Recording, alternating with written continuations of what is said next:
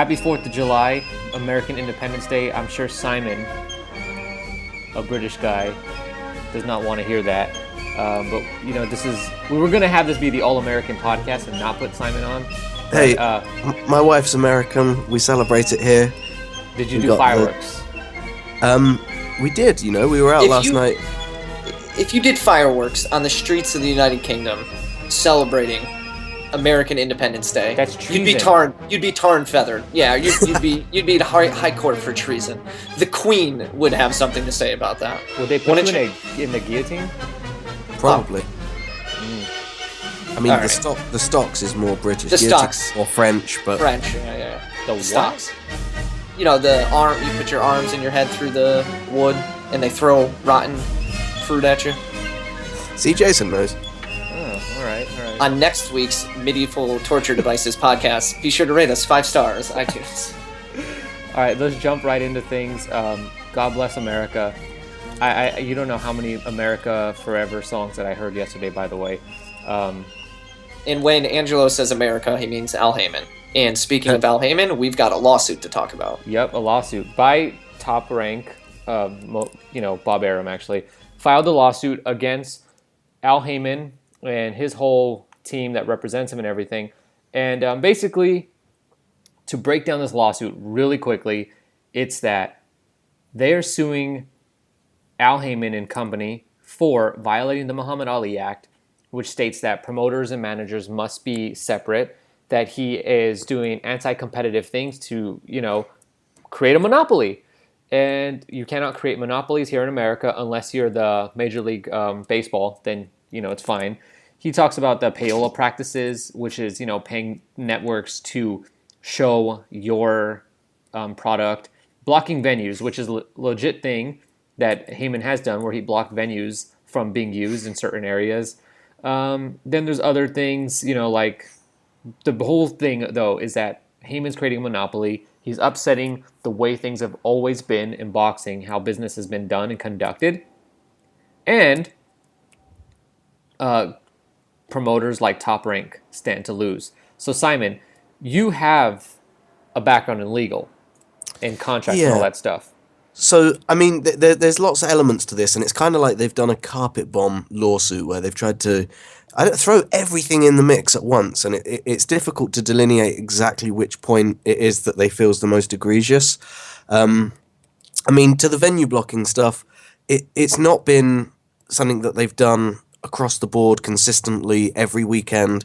It's a very specific example they cite, and then they talk about, and other times as well, but they don't get into any specifics. Now, with that sort of thing, you have to prove that they've rented the venue out and then put nothing in it and deliberately done that to obstruct you at a loss. Reserving something and saying, well, we did have something in mind, but we changed our plans towards the date. It's a trick you can only really do once or twice. Sooner or later, the venues are just going to have low trust in you unless you're buying the venue outright, and at that point there's a problem. But from the reports we're getting, they're just reserving the date and then cancelling. And of course, it's not a good thing when that happens, but you wouldn't be able to continually do it without the venues losing trust in your ability to put on shows with them. Let me jump in here for a second on the venue blocking piece, because I'm not going to have too much to say here. You guys are more the experts. But my understanding, and this could have just been coming from like a very pro-Haymon point of view, was that when any big fight is scheduled at a venue, normally they block off a week or two, sometimes 3, in either direction in case of injuries or delays, where if they need to postpone the fight, they already have it blocked out for those next, couple weekends, just in case. So I'm not sure how uncommon of a practice it really is either, oddly enough. So. Yeah, and there's some benefit that it has, cannibalizing events where people are going to take, or if you do 2 fights in one area in a very short amount of time, people are going to choose one fight to go to over the other. And, that should be fair game. Go to the best fight that is available to you. Yeah. But at the same time, I guess there's this sort of, promoter respect thing that they have with each other. It's like, well, we're not going to do that to each other. Yeah, the old guard's dying. See, if he had gone and paid money up front to book every arena that is in use, and then put nothing in them and had no had no plan to put anything in them, and it was purely anti-competitive, then there's a problem. But for him to book a particular venue with something in mind, and then that plan doesn't quite come through, that's a niche example rather than a systemic problem that's been going on all year. So that one's kind of, it's tenuous at best. What part of this lawsuit actually has some bearing? Because, there are some listeners that probably don't want to hear us talk about how this lawsuit against Haymon is just like completely, frivolous. Yeah. Right. So if you had to pick one part of it, Simon, that you were going to say, I'm bringing Al Haymon to court over this, like what would be the one thing that you would pull out of it to use? Well, it's a difficult one, and my personal feeling on this is that this is like this is the rehearsal lawsuit where they're doing all the stupid stuff just because it obligates them to provide certain legal documentation, and it lets them see behind the curtain so that they're better equipped for the real one. This is the one where we get to subpoena the documents to get a look at the records, that kind of thing? To prep you up for the real one, yeah. I mean, it's definitely arguable that he is skirting the sort of Muhammad Ali Act and things like that. And the problem is that those acts and regulations are put in place to protect the fighters from bad practice and from malicious promoters, managers, etc. And particularly with Haymon's stable, his fighters are earning more than ever, and the public are getting access to more free on-TV boxing than ever before.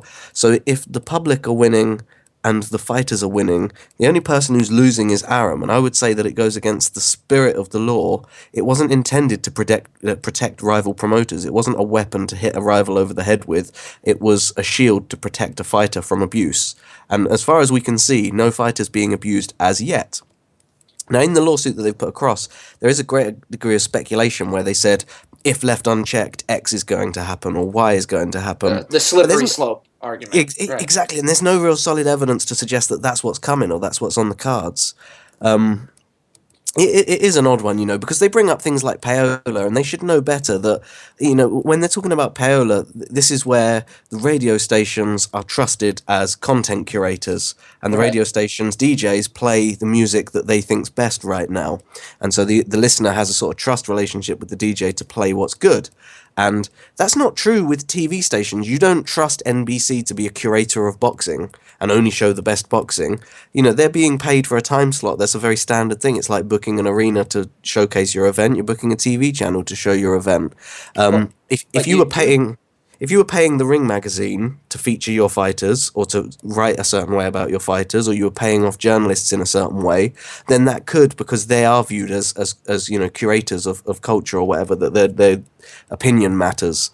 And so there's an issue. But what we're talking about here is talking about buying time slots on NBC, which is, that no one has any trust at the minute in NBC to be a curator of what good boxing is. They're just a TV network that put on the stuff that they were paid to put on. Right. So there's no real parallel there.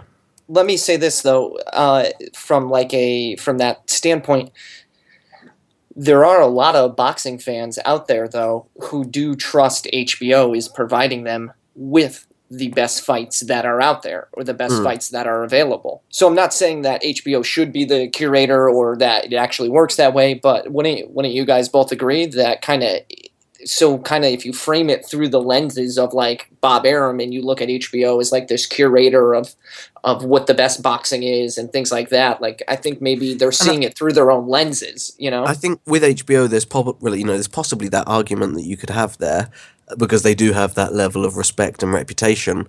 But as far as I know, they're not paying HBO to put on any particular show, not PBC obviously, but I don't think even Arum's able to pay them to let him put on whatever he wants. No, and HBO pays them licensing for their fights. Yeah, absolutely. Right. It's the other way around, because they think that that's going to be a good fight or not, as it might be. The worst part about this is calling like DiBella and Warrior Boxing sham promoters. Like, that's really that is just that's so insulting. Yeah, absolutely. Like they may not be the biggest promoters on the block, but they are by no means shams. They are working in partners. Isn't it? Yeah, it's a specific attack, and the intended response is for people like DiBella to say, I'm no sham. I don't need Haymon to put on. And for them to rebel against Haymon as if it were him that's arrogantly made this statement. I mean, these are the type of promoters that boxing needs, in my opinion, where it's not just we're stuck between Top Rank and Golden Boy. There's something where that middle of the road promoter does a lot of good, and it's somebody, those promoters that could move between networks and everything like that. I think Yeah. That's important to the sport. One way to look at this is that what Al Heyman's done is he's come and turned the boxing world upside down, doing everything in a completely different way. And in some cases, what he's doing, this is just good business. You would do the same thing if you ran a business and you've got competition out there and your goal is to become the leader in whatever area that your business is in. And for so long, we've had things just work a particular way and nobody's ever questioned it because people just keep making money. And it's easy money. Right. But now that Heyman's come and, the ratios of where the money is going are all messed up and, backwards from the way they were in the past. There's nothing that Top Rank and Golden Boy can do now other than sue and hope that they can get their way back. Well, now also there's this too. Think from a fighter's perspective. You're generic Top Rank fighter, whoever. You're at the world scene. Maybe you're fighting on a couple HBO undercards, right? Now you're looking, guys at the same level that you are like, headlining shows on premium cable, getting 7-figure deals with Haymon. Like, you got to be going back to Bob saying, hey, man, what's going on here? So right. I think Bob is feeling a lot of pressure, not from his fighters, from the networks. Just, he's got to be feeling a lot of pressure with what Haymon is doing. And, notice as well, though, no one was putting this level of pressure on Rock Nation for offering ridiculously large sums of money to fighters for lock-in contracts. I wonder why. Well, it's obvious why. They didn't perceive it as a legitimate threat. This is not about boxers. This isn't about concern for the industry. This is about people trying to save their own skin and use the government as a hammer to hit their rivals over the head with. And that's a complete bastardization of the system. Well, that's what I'm saying. This goes back to, Arum not wanting to have to pay fighters more, right? Because the way to compete and to have your fighters not go to Al Haymon is to pay them more to gain their trust, right? Yeah. So if there's a bunch of fighters right across the corner that are getting paid a ton of money more, it's easy to say, hey, what he's doing is illegal. It's a lot harder to say, I need less of a bottom line and I can give more money to you guys. It's really odd because if you are running at a loss deliberately because you know that your pockets are deeper and you're going to run the competition out of town by starving them out, so you're going to give away your product for cheap. So, for example, if you were putting it out there for free, running at a loss, knowing that people are going to flock away from HBO and Showtime because why would they pay subscription channels when they're able to get it for free on NBC, then that's a legitimate... and that doesn't feature in the lawsuit at all. They haven't brought that up. And then as well as that, if you're paying fighters over the odds, over market rate, deliberately to try and starve your opponents out because you know that your pockets are deeper, again, that's a problem. And they haven't mentioned that either. It feels like the biggest things they could have gone to, they've completely ignored. And the things that are never going to hold weight in any court, such as payola and venue blocking, that it is a really oddly crafted suit as it stands. So to finish off this topic, Simon, is there anything that, how do you see this ending? I think this one's going to get... it's never going to see a courtroom, and I can't imagine it's going to... The worst case scenario for Haymon is, I think, that he may be fined for perceived breach of the Muhammad Ali Act. I think that's far. I think the real I don't worst even think case, that'll come of it. Yeah, I think the real worst case is that maybe they have to turn over some records. Yeah, because there's so little in the suit that's going to hold water, and because Arum has his own legal background, you have to credit him with knowing what he's doing to an extent. You can't think that he's massively incompetent. So if you credit him with knowing what he's doing, the only sensible conclusion is that this is a fishing trip to get data ready for the real lawsuit that's in due course coming. Right. That would make sense because now this is I'm just going to throw everything at the wall, something might stick, and whatever. And if I could get that one thing to stick, that means I'll get access to the information that I need, to really pull the trigger here. Yeah. But I don't know that it's gonna get that far. Either way, I was just thinking, either way, what does this matter if you win this lawsuit? Those Haymon fighters are still off limits to Top Rank. You weren't doing business with them before PBC, and you aren't doing business with them now. And you're probably not going to do business with them. You're really not going to do business with them actually after this kind of lawsuit. So I wonder what the real goal here is. It's defamation, lack of trust, and ultimately to see behind the curtain. That's my best guess. So they can copy. I think we need to, when we have a slow week sometime, everybody, PBC's been around long enough that I think we need to do a reevaluation of our thoughts on it and kind of see where we're all at with PBC as a whole. And I think it would be a fun discussion to have like a PBC in 5 years, where do we all see it, Mm-hmm. Fair enough. Let's talk so about look forward to that. Canelo versus Cotto. Not officially signed yet, so don't get so excited yet. But they've agreed on a weight, which is Canelo Cotto weight at 155. The venue is most likely Las Vegas, and the weekend is sometime in November. But I wonder if a fight has ever been, verbally agreed to with a weight and all that stuff, but still it wasn't officially signed. Mm.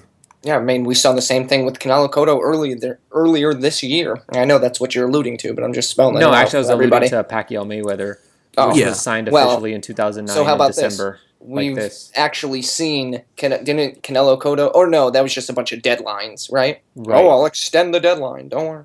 Yeah, deadlines, that's a famous trick. But we're probably going to talk a little more about this next week, hopefully when the fight gets signed. But how do you guys feel about Cotto's chances against Canelo right now? I think fairly. It's trendy at the minute to be against Cotto, but I think he's live in this fight. Do you think Cotto hasn't done enough to make that trend die down a little bit? I just think that Canelo has shown limitations in certain places, and not saying Cotto hasn't, but that Cotto's an old veteran and may be able to exploit that. It's not like Canelo hasn't come up against old veterans that have got the better of him. Like Mayweather? Well, yeah, not to compare Cotto to Mayweather in that respect. But you covered your bases because I was going to make a joke at you. Well, haha at you for failing to do that. But you were too quick. I feel like Canelo right now. I favour Canelo in this, don't get me wrong, but it's not massive. I don't have him as a massive favourite. Yeah, this is one that I'm going to be going back and forth on, I think, a little bit. I just wish I had the definitive fight at 160 or just middleweight 157 to see where Cotto is truly at. I feel like I cannot get a grasp on the guy. No. And maybe Canelo won't be able to either. Well, that's the thing. I mean, Canelo, I kind of have a firm understanding of where Canelo's ceiling is, what his talent level is at. I feel like I got a pretty good grip on Canelo as far as what he can and cannot achieve. As far as Cotto, though, I'm a little perplexed as to if he's back or reinvigorated or not, And I really don't think he is, but is that my own bias slipping in there? It's a little tricky. He's made it, because of all the catch weights and all the nonsense, he's made it very difficult to discern where he's at as a fighter. Yeah, and it is going to be one of the most exciting events of the year if it does end up happening later this year. Oh, seriously. And for the pure reason that there is that level of uncertainty. This is one I might go out for. Mm. I would think about going out to see this one. The atmosphere there would be fantastic.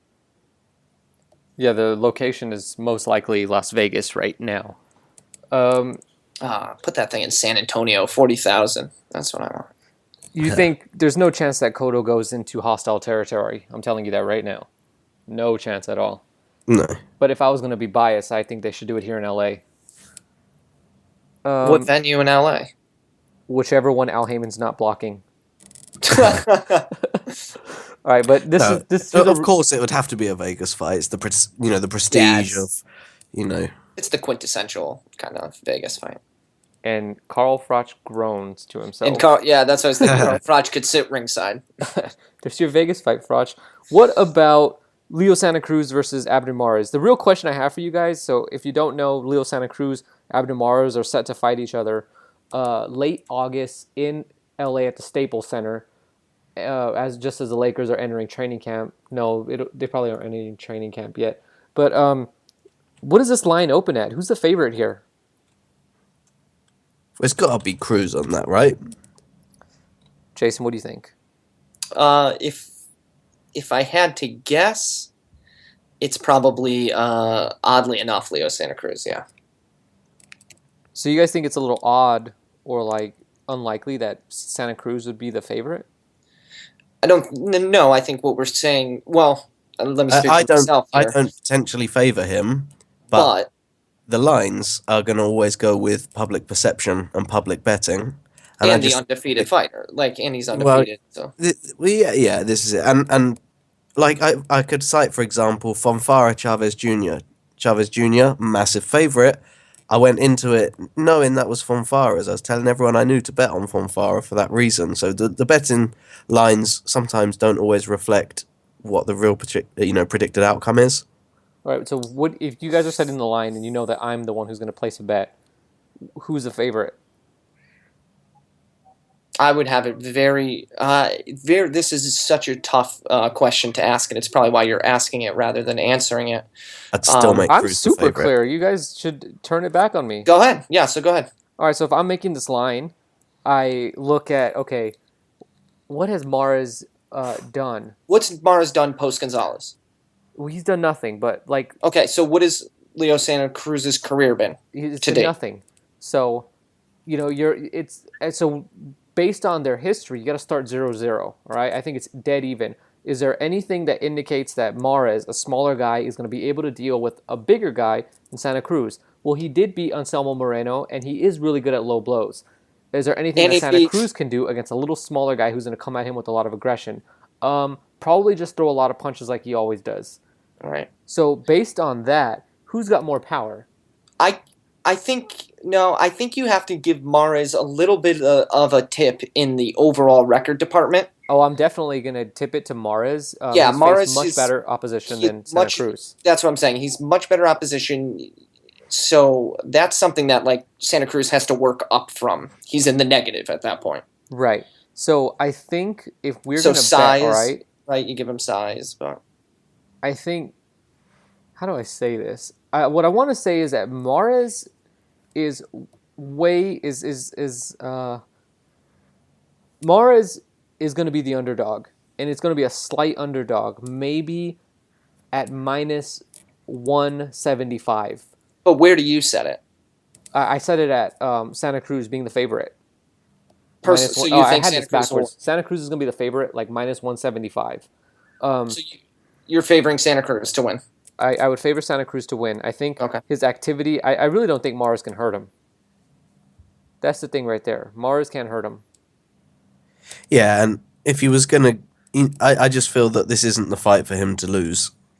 They wouldn't have signed this fight. There were some clear opponents out there that probably would beat him quite handily.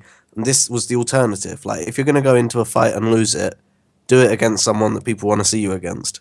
And the other thing, this is going to be an entertaining fight too.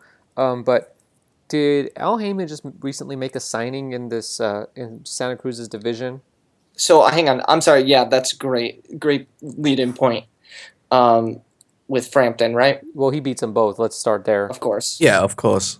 But let me ask you, who were you guys just referring to when you were saying that there were other fights out there for you, but if you're going to lose...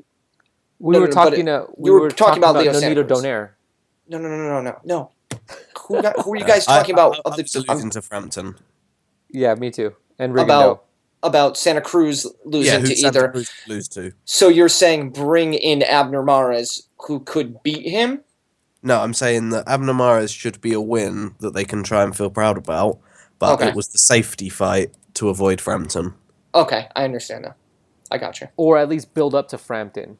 Because I don't know. Frampton needs a couple of fights here so that fight, Santa Cruz versus Frampton, has potential to be on pay-per-view. But just not yet. And I think this is the step. We're going to start seeing the steps to building that fight. So here's what I'm going to say. if we eventually down the road, and this is always the problem with Haymon, if we eventually get Leo Santa Cruz versus Frampton down the road, I'd let Leo Santa Cruz fight his last 5 fights over again. Like, I want that fight so bad. You know what I mean? I would just love to see that fight. So I don't, I just really, really hope we get to see that fight. I'm not as confident in Leo Santa Cruz as you guys are. I wish I was a little more confident in Maurice. Have you let watched the hate Maurice run through fight? you, though? Because, Santa Cruz gets a lot of hate for avoiding the stiffest competition, but that doesn't mean that he's bad as a result. His skill is there. He has skill talent. isn't there though. He wins punch. I mean, he wins fights on volume more than anything. And this is what I've always said. The second you step up your competition, anybody who was winning fights on volume, those first 20, 25 fights, you're winning them because you're throwing 100 punches around. Get in the ring with somebody who's any good, your volume is going to drop. Yeah, but he's 30, fighting Maurice. 40%. And Maurice, exactly. Like, look. But Maurice isn't that bad of a fighter. Maurice isn't that bad of a fighter, though. Here's the point. How do you see him neutralizing it, though? He's not Bernard Hopkins, but sure. Santa Cruz has better defense than Maurice. Just let that sink in. You stop it. He does. No, he doesn't. No, he doesn't. I think so. He does. No. We're going to sit down and watch a fight together after this. All right. All right, so let's... Thank God Santa Cruz doesn't hit hard. Just talk about somebody that actually hits hard.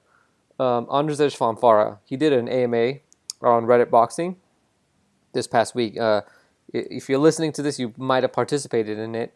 And if you didn't, it's on the sidebar where you can click on it and see some of the answers to his questions. If you did participate in it, thank you, because that's super important for getting people to come and do AMAs as well. We want to see it active participants. Yeah, we don't fire people who participate in our AMAs either. And the bottom line, I think, that we all need to take away from that AMA is that Abner Mares will probably beat Leo Santa Cruz.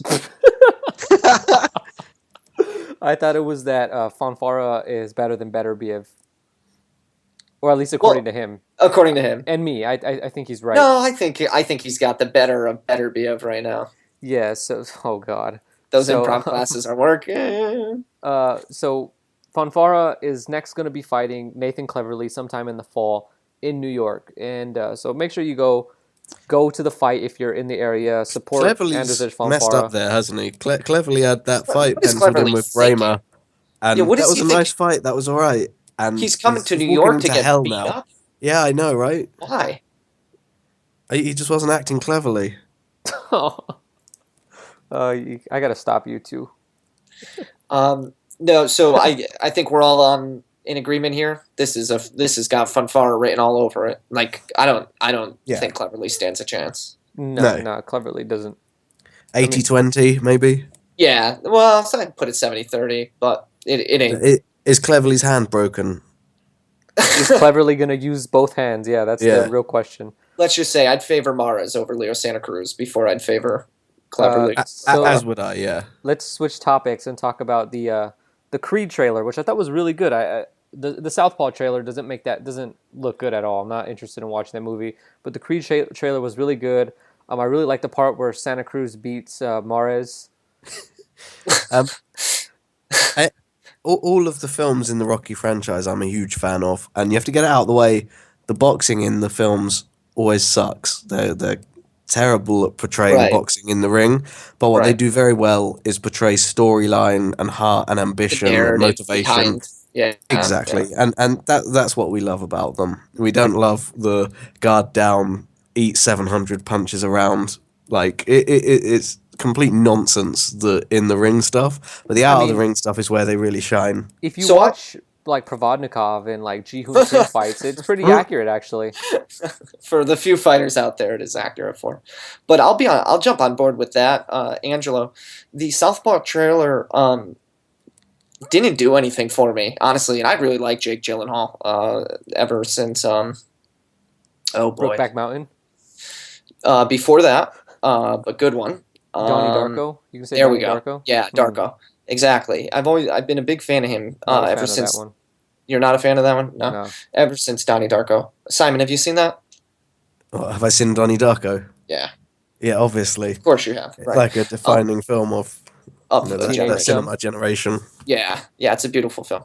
So, anyways, I've been a big fan of him since it is. You're in the minority here. So it was a little distressing to see him in that role. I just maybe the movie will be great, but it didn't do it for me. Right, but this Creed one looks cool. Creed one looks awesome. But yeah. The crazy thing is that Tony Bellew, who beat Nathan Cleverly, is the villain. The least scary villain. All they got to do is play his highlight I didn't from realize Stevenson that. fight. Bellew's genuinely in this. He's in the movie. Did you not see the trailer? It's Bellew. No, I haven't gotten to it yet. Oh, it's good. He's the villain. Rosado's in it. That solves a mystery for us, though, of why was he at cruiserweight and Cleverly's left. It's because he was going to be doing movie deals and things. He's got himself sorted. Yeah, no wonder why he's also- like, I don't need Marco Huck. It's fine with me. No, So- he can chill. So who else did we pinpoint in it, Angela? We had Andre Ward. There's Gabe Rosado. Gabe Rosado Rosado. looks good too. Yeah, Rosado He looks really wasn't on even point. bleeding or anything. Could you believe Andre Ward is going to get his first professional loss in a movie? That's what it takes to beat Andre Ward. You have to be in a movie. Somebody's had to script it. Yeah, that's it. But the movie does look good. Michael B. Jordan is the star of it, and he was Wallace in The Wire. Yep. So massive respect. And then Avon is playing his trainer at the beginning. I think that's his trainer who he's playing. If you have no clue what I'm talking about, you should go watch The Wire. It is the greatest piece of American TV that has been ever created. Apart from the Crack Show, whatever that was. God. That show about It's not crack. about crack. Yeah. That show about the two crack and the guy they kill him and then he falls through the floor. Yeah, I know. All right. So let's preview some fights. We're going to preview fights over the next 2 weeks because next week we're not going to do a typical podcast. We're going to do a mid-year review, I guess we're going to call it. In a prospect spotlight. Prospect spotlight, mid-year review, all that stuff. But so let's first... And you're welcome, Tim from Australia. He was asking, he wrote into us at the Sunday Puncher email address asking us to, talk more about prospects, so we got that in for him. Which you guys should use if you want to talk to us or tell Jason off for thinking that Mars is going to beat Santa Cruz. Yep, you could direct that directly to podcast@SundayPuncher.com. Yeah. Or Jason's phone number at 201. Just kidding. It's 203. 215. 976. Francisco Rodriguez Jr. is going to be fighting Donnie Nietes for Nietes' WBO light flyweight title. This is going to be, and we've got like 10 fights here we're going to talk about. This will be the best one. That's a barn burner right there. Right? Yeah, it certainly is. Francisco Rodriguez was the unified minimum weight title holder. Decided after he won both belts, I think I'll move up. Moves up, takes a couple of fights to get adjusted to the new weight, and then says, okay, now I want the number one guy in the division. And the far and away number one guy. This is like, just imagine Golovkin moving up to super middleweight and says immediately, I want Carl Froch. I'm Or just even kidding. at Andre at Ward, those, I mean. At those lower weights, it would be like Golovkin moving up and saying, I want to go fight Kovalev. No, it would be like Golovkin moving up and saying, I'd like Klitschko now. Yeah. Nietes is obviously one of the, probably the best Filipino boxer on the planet right now. Correct. So it's going to be a huge one for him. I don't know. I love this fight. Yeah, this is going to be a good one. And both guys, Rodriguez certainly has been in a Fight of the Year candidate before. So, I mean, this is going to be high skill. At the same time, we're going to get high action. This is the best kind of fight to watch. It may be a People little talk early, but do we have viewing options for us in the US, UK? Do we know how we're catching this fight? You'll probably have to go online and use a stream. Come to It's the not. fight. I imagine Box Nation will pick it up here. Okay. In which case, you'll have to go online and watch a stream. Okay. At least if you're in America. Unless you live in the Philippines, then it's Channel 2. Yeah, it's always Channel 2. B and Espanol should be picking up this card, and if they don't, it's a real shame that they don't. Or even HBO Latino. Every once in a while, they pick up the random card. Yeah, but they're busy picking up cards like Herrera versus Lundy. Oh, which we'll get to in a minute. So yeah, this should be the card of the weekend, guys. If you're gonna not miss something, get this one in. I actually think BN Sports Espanol is going to cover it because they don't have what it's going to be, but on their website they do list boxing. It just says boxing. Night. Yeah, so that's all they do. it's most likely going to be on BN Sports, which is going to be great. That's great. Let's talk about Terry Flanagan versus Jose Zepeda. This is going to be for Terrence Crawford's vacated that Ray Beltran won and then kind of didn't win because he didn't make weight and tested positive for steroids. But that vacant title is up for grabs here. He tested positive for the most run-of-the-mill cheap dime store steroid there is too.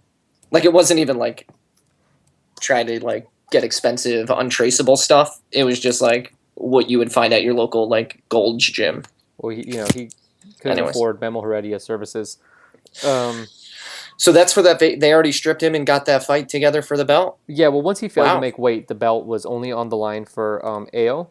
Right. And Ao got himself knocked out. So Flanagan and Zepeda, and here's a little.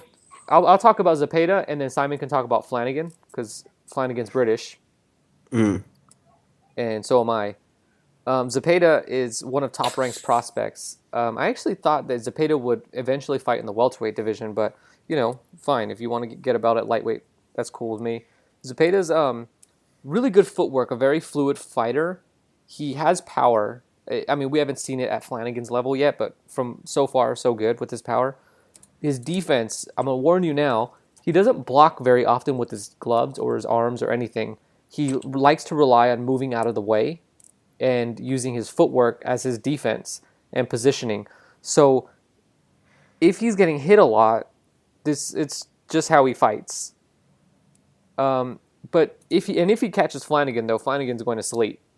Zepeda's a big puncher, and I mean that's just kind of a projection. I think Zepeda's chances of winning are pretty good here. He's the underdog, and I actually think that this would be one of those good fights to place a bet on if you can get good odds.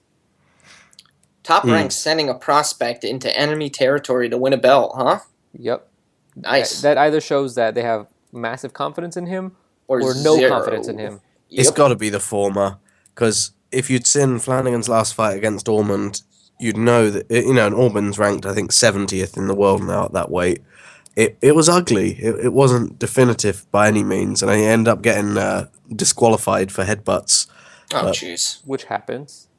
Yeah, it was ugly, and I don't know, just Zepeda looking clean and on form against someone who had to win by DQ in the 10th. I don't know. I don't fancy Flanagan for this one. I think Flanagan's a little better than you're giving him credit for, Simon. When I've watched him, I think Flanagan. He's got the skill set without style, doubt. Though, he loves to fight off the ropes for some reason. He's good at it, but laying on the ropes is not a good plan if you want to win on the scorecards because judges tend to not give you points for laying on the ropes and trying to counter. And if he's stationary against Zepeda, he's gonna eat a lot of power shots. Did you say something, Jason? Oh, I said you were saying you don't get points if you lay up against the ropes and look for counters, and I said unless you're Mayweather. Well, you also because when you don't need to defend it. When you lay on the ropes, usually you're not supposed to get hit to get points, and Flanagan gets hit. Now, is this going to be the headline of this card? What headline? Is it presumably the main event? It's going to be it's going to be a Frank Warren card, right? Right. Is this the main event of that card? Yeah. Oh. Because it looks like he's got Billy Joe Saunders out on that night. He's got Liam Walsh out on that night. Paul Billy Butler. Joe Saunders doesn't even have a fight, an opponent yet. No, I know it's all TBA, but that's why it makes me ask that question: Is it going to be the headline, or is this going to be relegated if there's a more interesting domestic fight that comes up? Well, let's not count that out, but Box Nation has it listed as the main event. I think they couldn't really list a main event that hasn't been announced yet, though. Well, can they? I wouldn't pay anything past Frank, but It's an odd one. And you were right It's to a call me on 14 him. fight card. 14 fights. Flanagan is definitely better than I gave him credit for. I was merely trying to set the context, though, is that if he had such an ugly outing against Ormond, it doesn't bode well for his chances against Zepeda. Right. All right. Paul Butler's going to be on that card, too. He's finally woken up. Mauricio Herrera on that night, HBO Latino, going to fight Hank Lundy. And if you're looking for an entertaining fight on this day, this is probably not where you're going to find it. Herrera is not known for, having a particularly exciting style. And Hank Lundy has... Lundy will kind of fight to the pace of his opponent sometimes, too. Yeah, Lundy's style is just... Let's be honest. Lundy's after that Mayweather fight. He needs to go out there. He needs to beat Herrera. He needs to beat Berto. Angelo's obviously sidetracked with something else right now. So I'll just figure this one out for you guys. Basically, I think Herrera has the tools that if he takes Lundy seriously, he should be able to outpoint him relatively easily. If he sleeps on Lundy, it's going to make it a long night for Herrera, but Herrera probably could pull out the win. The tricky thing about Herrera, and something that I've routinely criticized him for, is that, quote-unquote, quoting myself here, that he doesn't know how to win fights. He never really puts the exclamation point on a round. I think there's going to be some room. And it works to his detriment, of course. Exactly. Whereas, you think he's outboxing somebody, but he's losing rounds because he's just not doing that. He just doesn't have the style that pleases judges. And that's he wrote a great resume and then forgets to put it in the mail. Like, it's just that little extra bit. That little extra step, So I think there's a chance for Lundy to pull an upset if that Herrera shows up. But I have a feeling we're going to get a pretty motivated Herrera who's going to want to go out there and put a mark on this fight and say, hey, listen, I'm not in the same class as the Hank Lundys of the world. Get me out of here. That's a really good point about Herrera. I think what Herrera's really good at is neutralizing his opponents. But not capitalizing on the neutralization. He'll neutralize you really well, but then doesn't capitalize on it. Right, and so if you're a good fighter like Danny Garcia, there's still enough that you do that can edge out Herrera. And I think a lot of people sleep on Herrera too. Herrera gets this reputation as not being a good fighter, and that's why his fight against Danny Garcia was so indicting of Garcia's skill and all that stuff. But when really Herrera is really good. Exactly. That's the thing. And the problem is people just were unaware of who Herrera was. And a lot of people, kind of quote-unquote in the know, when they heard that was Danny's homecoming fight, were like, oh, man, they picked a spoiler. Well, they just picked a guy that he can't look good against. Nobody has ever looked good against Herrera. It's just he's one of those guys. Every division has a guy like this. Absolutely. So I guess the bottom line there is Herrera should win, but because of his style, who knows? Lundy lands a couple, flashy punches per round and really maybe sneaks a couple rounds in and we get another controversial decision. Right, and this is like the whole thing with Herrera is like he just never does anything to make himself look good. No, he did one thing to make himself look good, and that was he got super drunk and gave an interview to some YouTube guy, and it was fantastic. Anybody go look it up. Just Google Herrera drunk interview, and you'll get it. It was very, very funny. Where he was, just he was all drunk talking about the Garcia fight, how they robbed him, and how they robbed him with this fight and that fight. It was really good. He was into the cups, checking out the ring card girls. It was funny. Yeah, he's been robbed. If you ask him, he's probably been robbed in every single loss he's had, Marquez style. Exactly. Let's see. Let's move on because we gave that fight way too much time. Keith one-time Thurman and Luis Collazo. One time until I stepped my level of competition up. Time Thurman. I was hoping somebody would say that, but yeah. So Thurman's powers seem to have dissipated as he's entered the higher level, and by that I mean the world level. Which is natural for all fighters, minus Golovkin. It is. As you step up your level of competition, the folks that you're fighting become significantly harder to knock out. Oh, well, yeah, Kovalev experienced that too when he wasn't able to really do too much to Hopkins. That's yeah. You It's see one what of I'm those saying? It's benchmark just fights, though. You know, yeah. You don't Colazo's losses are who? Ricky Hatton, like Amir Khan, Americana. yeah, Andre Berto, Yep. Andre Berto. Shane Mosley. There's it's one of those ones that's more of a benchmark than anything. This is a showcase fight for Thurman. No, this is I honestly think no, I do. I think this is a complete showcase fight for Thurman. Thurman should stop Colazo. Should. 3, 4. Yep, exact. That was a prominent and key word. 3, 4 rounds in. I say 4, maybe 4 or 5 rounds. I don't. Going past 6 is, I think, would be asking a lot of Colazo. Can I make a bold prediction here? Go for it. Colazo pulls the It's along upset. the lines of what you're saying. Oh, If Thurman stops Colazo in under 6 rounds, he's getting No Mayweather way. in September. It's not See, going to happen. that's what I'm There's saying. no way he's That's pulling exactly off that this- sort of stoppage. oh yes, there is. Really? What are you? What? Yeah. I don't see it. Like, Oh yeah, Colazo has been stopped early in fights before. That's exactly what I'm going off of. Colazo's been stopped it's- early in fights, It, and it, he's Thurman only had stopped- one stoppage ever in the professional ranks. against who? Was it the Khan fight? no. This was back in 2002. Yeah, ages ago. But he's weathered the storm against much smarter fighters. Like who? Amir Khan? Mosley for a start. Oh yeah, Mosley's a smart guy. That's a good fighter. But Hatton dropped Colazo in the first round.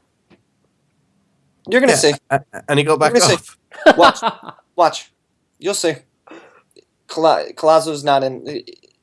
This fight will make Thurman look good. It will make him like a viable Mayweather opponent. He's not ancient. It's not like he's out to pasture. I just don't see him getting a flash stoppage early.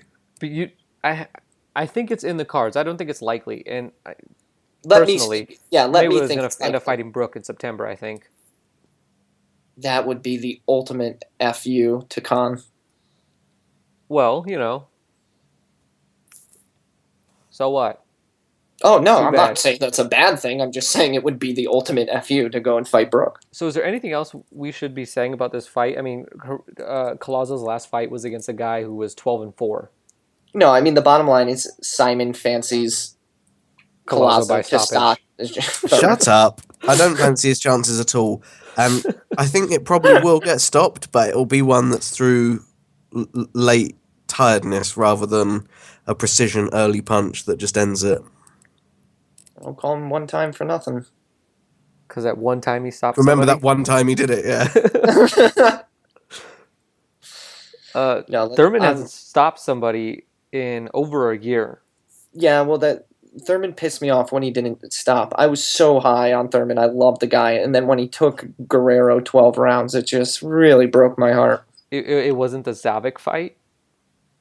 No, I didn't mind the Zavik fight. Zavik's a tough, rugged guy. And so was Guerrero. You could see, not a big Guerrero fan. I was really just going to point out, you sound salty. Not a big Guerrero fan. All right, Tony Harrison is going to be on the undercard. Tony Harrison is going to be on the undercard, Simon. and he's one of the prospects. He was one of the last proteges that Emmanuel Stewart had. And as a prospect, if you haven't seen Tony Harrison, you should do yourself a favor and look at him on YouTube because the guy is a beast. I think most of our listeners probably would have seen him because he did get a fight. Where did he get it? He got a fight on one of the PBC undercards, though. Did he not? No. Pretty sure he's had a televised fight. The last fight that he had was a... let's see. It's a televised fight. Wait a second. Are you right here? Yeah, of course. I think so. Yeah. Okay, I know why? okay. Here, I'll tell you why I know I'm right. Because I watched it. Like No. But hold on. You're not right because it wasn't a PBC card. It was a Friday Night Fights card. give me I a break. remember this. Okay. It was the Friday Night Fights, and it was the card with Evgen Kitrov and Erickson With Lubin. Kitrov on it, yeah. And Yeah. if you don't remember All- that fight, Kitrov stopped Jorge Melendez in 8 rounds. Yeah, so all I'm saying is that a lot of our listeners probably would have seen him because he has been televised once before. Okay, That's well, if all. you Yeah, haven't and you seen guys Tony make Harrison, a song and dance about him as well, don't you? What is that? I said you guys make a song and dance about him as well. You rate him. when you say Angelo you guys, does. do you, I watched him one time. you talking about the Americans here? On the 4th of July weekend? On the 4th of July? Specifically you. Oh. No. This is Attack Against America.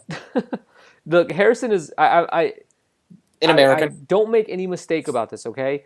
Harrison is tremendous offensive talent, but his defense isn't there. And if he were to fight, step up his opposition and go to the world level, we better hope that he's got a chin to back up his power, because it's two things are happening. He gets knocked out, or his opponent's getting knocked out. Or he outboxes the guy, which is unlikely because he's probably going to get either knock them out or get knocked out himself. Guy's got a ton of power. He's very good offensively, and he's a character. He's got a lot of charisma. He could certainly be the next, or carry the flag of the middleweight division going forward. As far as like these young guys who are just coming up right now, Harrison's only 24. So he's got time. He's young to still develop. Training wise, where's he come out of gym wise? Crunk. Yeah, he was one of the last guys to come out with Manny, and I think that probably has a little bit of weight on his shoulders from that. You know what I mean? That's a pretty big deal. And all the Crunk guys have a lot of swagger with them. There's just something special about them when they fight. Most of them. I think right. There is just that special something, isn't there? I think there's something.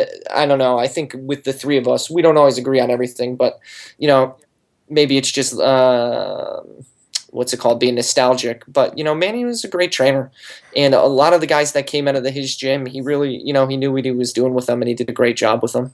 Yeah, specifically with Stevenson. Who would have thought? If you look at Stevenson's amateur fights, who would have thought that guy could someday win a world title? World title, yeah. Mm-hmm. So, I mean, it's I think he's got a lot of. Obviously, what I'm trying to say is obviously Stewart saw something in him. Let's hope that dream kind of comes fully realized. This one coming as well. It's no one to sniff at as competition, is it? Willie Nelson, his opponent. Nelson's fought on HBO. He's a good fighter. So what was... Okay, so I thought you were going with an alias joke, like maybe like his name was Willie Cocaine Nelson or something. No, I don't understand that one. His losses come to who? Arroyo and Martirosyan. Martirosyan, yeah. It's not like he's losing to nobodies or people that you've not heard of that much. He's been around a bit. No, lanky guy too. Long arms. If I remember correctly. He's very, very able to keep his jab established. That's his kind of game. If he can't do that, he's in trouble. And if you remember that guy that Andy Lee fought on the Cotto Martinez undercard, who was beating him until he got knocked out by that ridiculous miracle punch? Yeah. Julian Jackson. John Jackson. John Jackson. Willie Nelson beat him. So that's a good measuring stick for people. Nelson is talented. He's like a 6'3" middleweight. It's just absurd. He's huge. Yeah. He fights at 154 sometimes too. Yeah.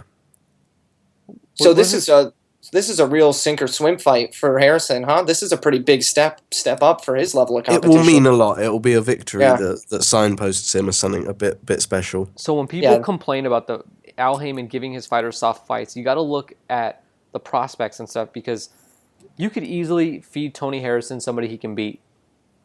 And he might beat Nelson, his stripes the hard way. Yeah, this is exactly it. And this is how Mayweather brings his young guys up. It's like, no. You're going to challenge yourself. Badu Jack, I know you just got knocked out, but you're fighting Anthony Durrell now. So let's talk about Arthur Abraham versus This Robert is an Stieglitz exciting fight. This is a really exciting fight. The Harrison one? Yeah. Yep. Stieglitz, Abraham 4. I think all of the fights have been, decently entertaining. What would you say, Simon? Reasonably. Yeah, so this is for a title in the super middleweight division. Abraham is still one of the top super middleweights out there, by the way. And I think Stieglitz got this fight because he fought Felix Sturm to a draw last year, which was itself a pretty entertaining fight. So, we'll see Anthony Ogogo on the undercard. I think that's about it that we got to say about this card, because you can't really spend too much time talking about anything else before you get to Ik Yang versus Cesar Rene Cuenca. Yeah. Ik Yang, it's your time now on the podcast. I'm a bit bitter about that fight. Why are you bitter? Well, yeah, why? I'm going to be on the high seas when it airs. Uh, I know, right? I'm going to be in the internet cafe of a cruise ship, desperately trying to watch it. On like super slow internet. Yeah, I don't even know how possible it's going to be. It might be locked down, like quite tightly. 240p. No, I mean 240p cruise the ship internet cafe might be locked down. That anything related to Oh, streaming stream will related, be, yeah. this is a naughty website. Try again. So I have no idea.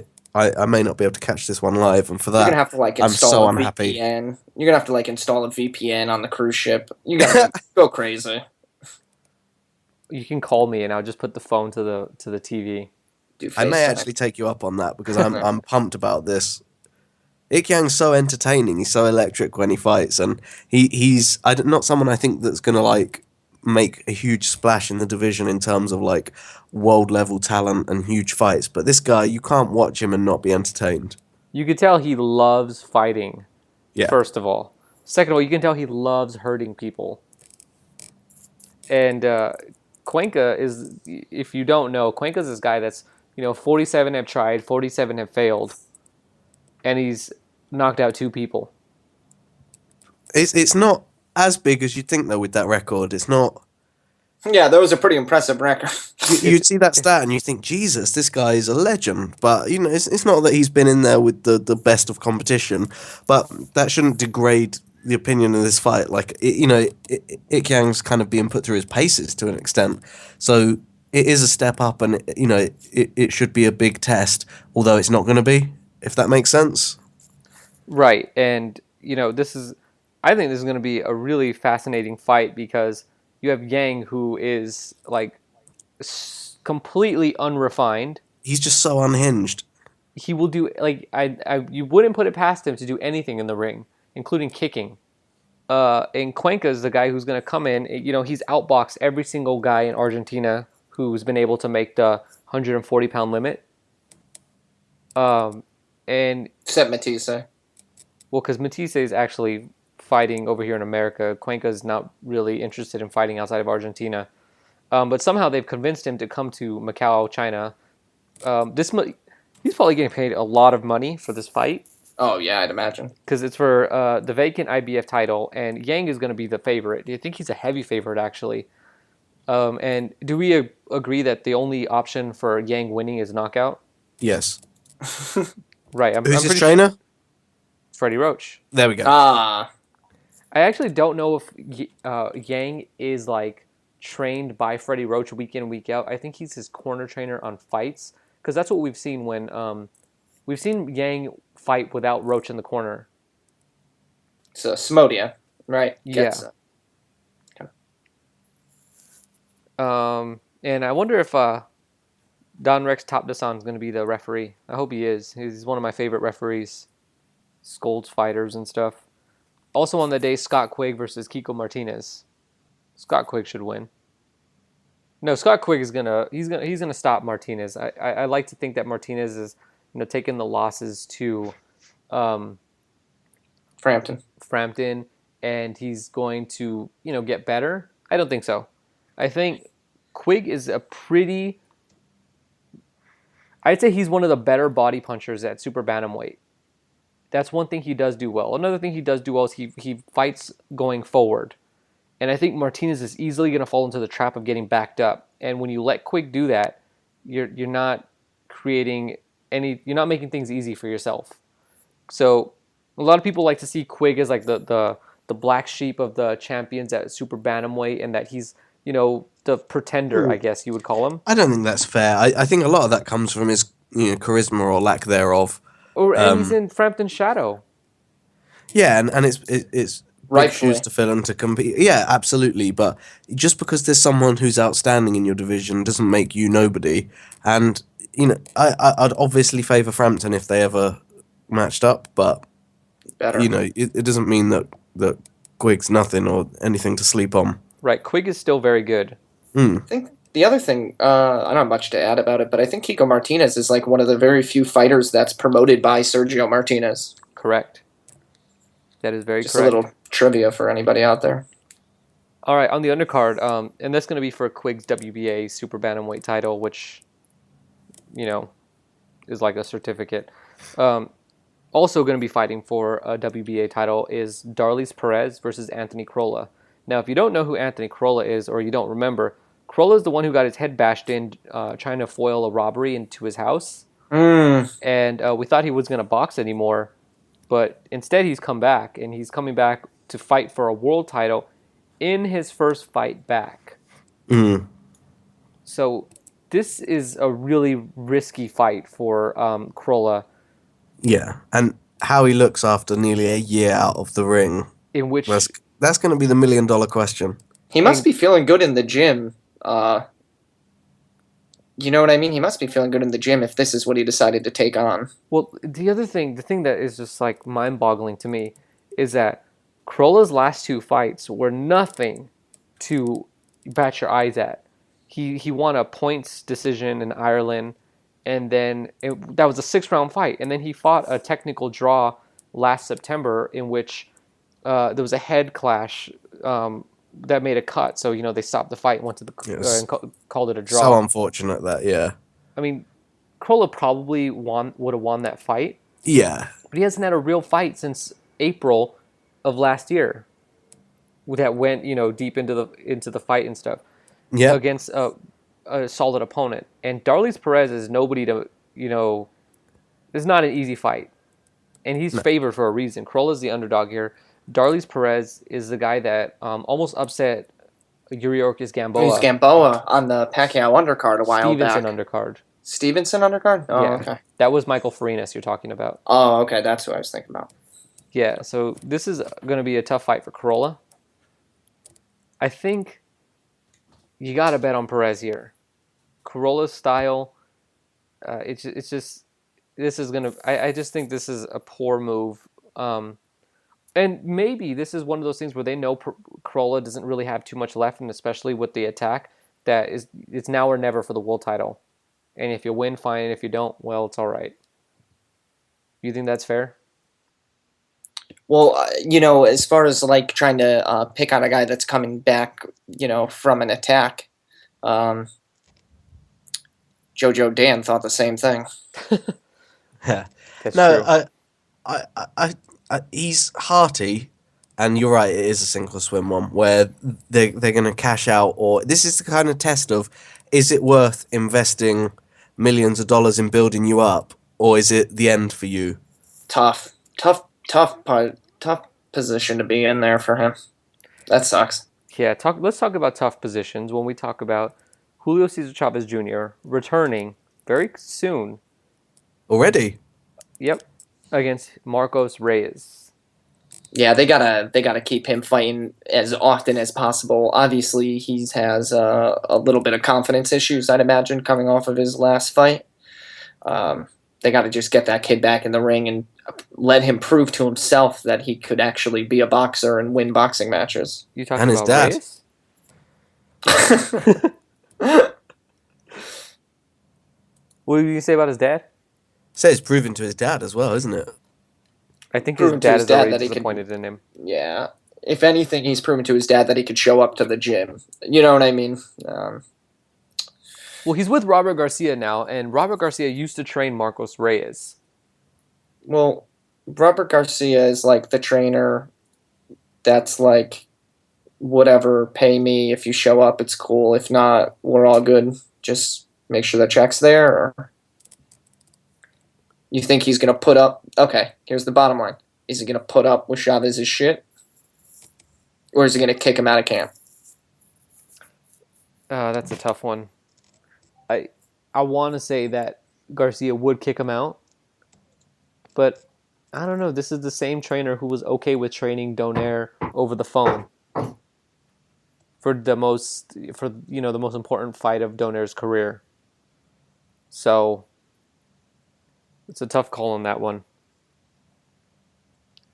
Do you guys? Marcos Reyes is really tough, by the way. He went to war with Abraham Hahn on the Golovkin-Rubio undercard, and his only other loss prior to that was, way early in his career. He lost a 10-round decision. But the guy's tough. He has power. The thing that's going to put this in Chavez's favor, though, is that Reyes is coming up from a division. He's a middleweight. But, Chavez Jr. is also coming down from a division, whatever division he was fighting at before. And this one will be on Showtime. Let's move on to the next one, and that is Carl Frampton and Alejandro Gonzalez. So just who is this Alejandro Gonzalez, you might be wondering? Well, he has one loss on his record to a guy called Juan Alberto Rosas, a 38-8 fighter. He also has a draw on his record, which he came very early against a guy making his professional debut against him. And then another guy who was making his professional debut against him in Oswaldo Noboa, who, wait for it, yes, who is a former minimum weight champion. He lost to Juan Hangman Yathin last year, by the way. It's so good to know that Carl Frampton's going to be fighting on free TV in both America and in Britain. Frampton's one of those talents where he's immensely talented, but also extremely entertaining to watch. He has that style. I hesitate to make this comparison, but it kind of fits. He's kind of got that Pacquiao quality to him, where Pacquiao was like very good at actually boxing, but he did it at such a pace and in a style that is really interesting to watch. I think it's a perfect comparison. He does encapsulate people with, I don't know, skill, work rate. It's like largely boxing smart, but doing it in such a way that it retains even the casual audience's attention and interest. Yeah, and if this is going to be your first time seeing Frampton, I recommend looking up the Frampton versus... Well, who was he fighting? Avalos, the most recent? Yeah, that one. Frampton versus Avalos. Chris Avalos. It's one of the most dominant offensive displays you're going to see. I can't think of... I think you need to reframe that, because it's not just dominant offensive as a display, it's getting past somebody who came in to fight as well. You can see someone like Anthony Joshua whoop on someone that's a caliber below, but this is someone who came in with every intention of being active and winning the fight, and just couldn't. Yeah, that's true, because Avalos came in, he was not coming in to lay down. This was not a showcase fight. He was rated in the top 5 by the TBRB. And Avalos was completely outclassed defensively, offensively. Frampton really just showed that he's one of the elite talents in boxing. You wouldn't be blamed for thinking level. that he was a journeyman in that fight. Exactly. Yeah. You wouldn't be mistaken for thinking it was a showcase fight. I mean, Avalos landed a handful of punches, legitimately. Yeah. Like, he was... Frampton... Now, so Frampton is the example of what, in that fight, I don't want to generalize, but in that fight, he was like the example of best defense is a good offense. He completely neutralized anything from Avalos coming back at him through how effective and just powerful his offense was. It was a sight to behold. Great, very fun fight to watch. And that's the previews for the next 2 weeks. So, Simon, anything you want to say about America and how great our country is as we celebrate the nation's birthday this weekend? Do you know the national anthem? Simon just hung up. Simon, did you really hang up? No, he didn't hang up. No, he did. He did hang up. No, he didn't. Is this thing still there? Yes. Yeah, he did hang up. All right. No, he's Googling the lyrics. I don't need to. I stayed at the Bellagio and they play it like 24/7 outside the front window. Are you serious? Yeah, they have the fountains, and the fountains have music. Oh, okay, right. They circulate between about 5 songs. That's one of them. Loop ad nauseum. Yeah. I wonder what's the other ones. They do. Pledge of Allegiance. No. It's the I'm glad to live in America. Well, at least I know I'm free. That one. Oh God. That one's really cringy. That one comes up a lot. Yeah. But I wish the instrumental of that song is actually really good. Like, it's really emotional. But the lyrics are really cheesy. Yeah, it's very cringe. But like when it builds up and stops and the ksh, and it comes back off.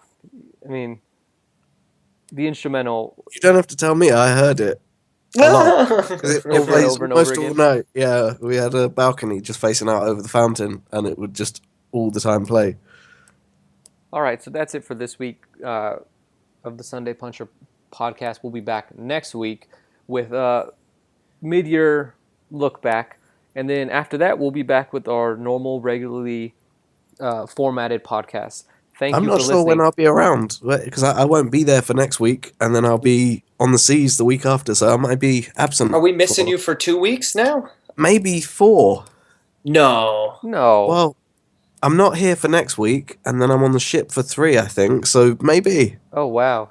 Okay, well, okay, We have work to do in trying to find a replacement. yeah.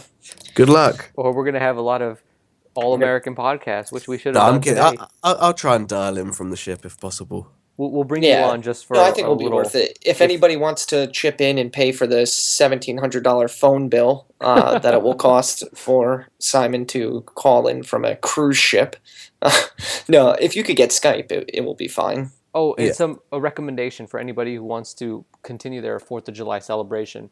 If you want to play a video game which really encapsulates the feeling of America, what early turn of the century America felt like, BioShock Infinite. Oregon Trail. Do you really say it Oregon?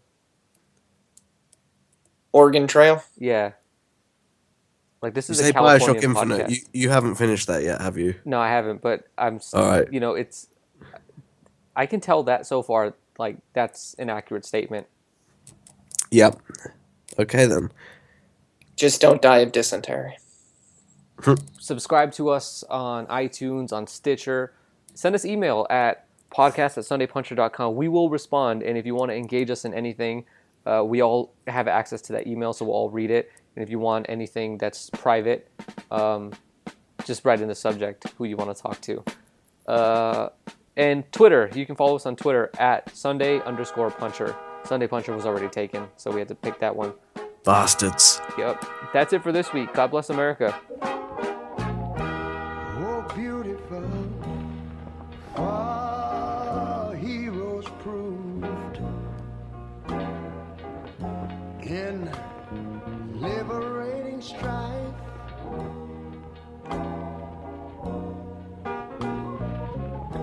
Who more than self their country loved.